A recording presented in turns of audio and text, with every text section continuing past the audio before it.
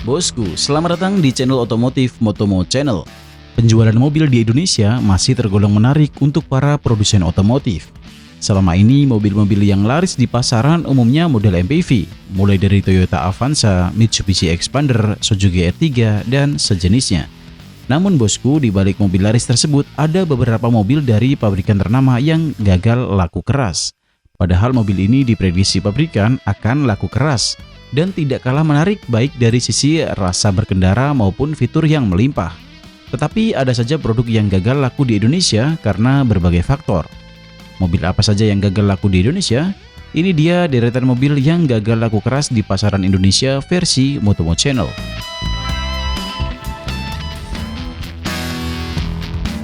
Nomor 1. Daihatsu Sirion. Sebagai city car andalan Daihatsu, Sirion terakhir kali dijual hanya ada satu varian dengan harga berkisar 200 jutaan. 2 tahun lalu, hatchback ini mendapat penyegaran dari sisi eksterior dan fitur hiburan. Tampilannya lebih keren dengan tambahan air rocket di depan dan di samping. Mobil yang menyasar jiwa muda ini juga mempunyai fitur hiburan yang mumpuni, seperti head unit touchscreen sebesar 7 inch yang sudah memiliki fitur mirroring. Cukup sambungkan dengan smartphone, maka bisa menikmati musik dari gadget selama perjalanan. Mesin yang digunakan pun juga paling bertenaga dibanding rival sekelasnya. Berkapasitas 1329 cc dengan teknologi VVT-i membuatnya mampu mengeluarkan tenaga maksimal 93,7 pound square. Sementara torsi puncaknya mencapai 119 Nm. Sayangnya, Daihatsu Sirion gagal laku karena beberapa faktor. Salah satunya ialah belum diproduksi di Indonesia, melainkan masih diimpor dari Malaysia. Ditambah fitur-fitur yang ada di Indonesia banyak dipangkas dibanding versi negara tetangga tersebut. Harganya pun kalah saing dengan para rivalnya. Di sepanjang tahun 2021, Gaikindo mencatat Daihatsu hanya mampu menjual mobil ini sebanyak 900 unit saja.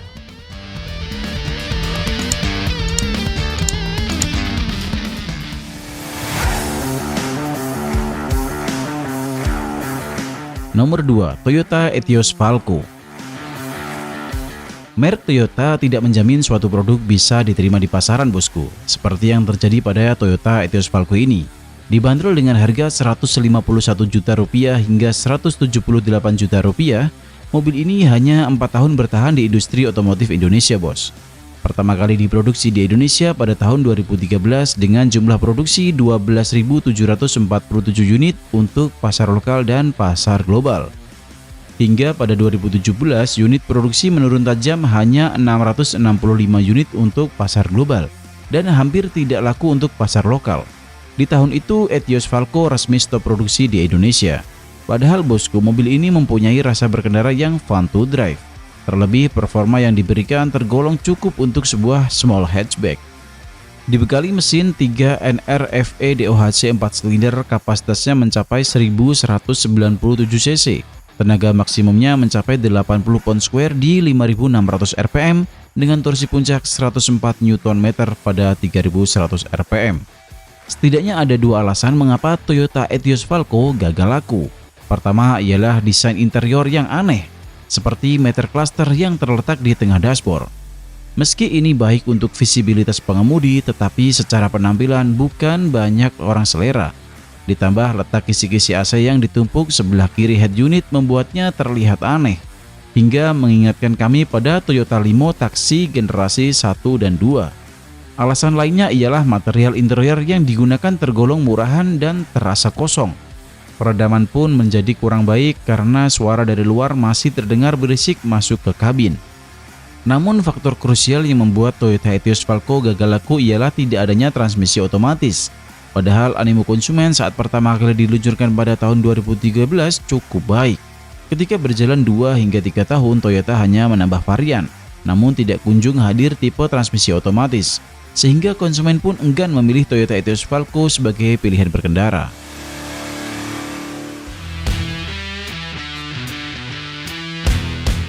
Nomor 3. Honda City. Honda City boleh dikatakan gagal laku karena Toyota Vios menjadi rivalnya saat itu masih terjual cukup banyak. Lantas apa yang membuat Honda City gagal laku bosku? Alasan utama ialah harganya yang terlalu mahal. Selisihnya dengan Toyota Vios varian tertinggi saja mencapai 9 jutaan pada saat itu. Harga yang lebih mahal tersebut karena PT Honda Prospect Motor atau HPM saat itu masih mengimpornya secara utuh atau CBU, sehingga kalah dengan Toyota Vios yang sudah diproduksi lokal atau CKD. Terlebih HPM saat itu hanya menjual Honda City dalam satu varian saja bos, yakni New CVT e-CVT. Tidak ada varian lain seperti transmisi manual misalnya. Berdasarkan data Gaikindo, pada tahun 2019 mobil ini terjual 450 unit saja. Dan di sepanjang tahun 2021 untuk varian all new Honda CVT terbaru mereka hanya terjual sebanyak 70 unit saja.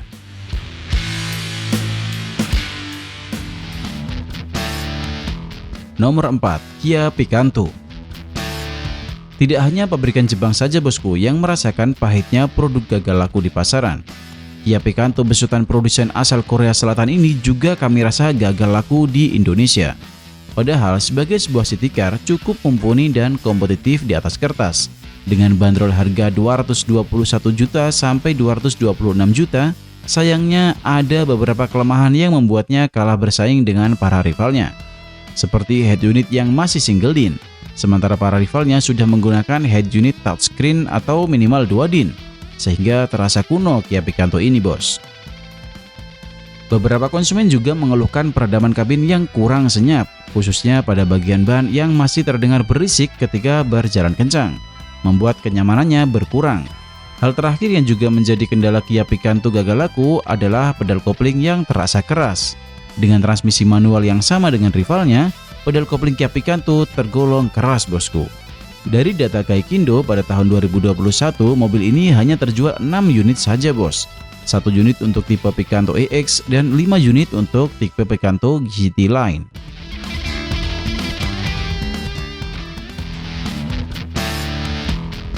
Nomor 5, Hyundai i10. Dulu pabrikan banyak berharap saat menjual produk city car.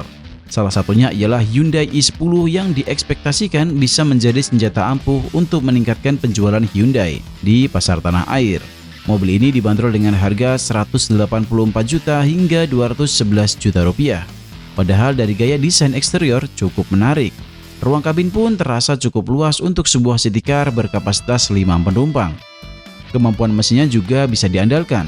Mesin Kappa dengan kapasitas 1248 cc bisa mengeluarkan tenaga maksimal 69 pound square di 5500 rpm.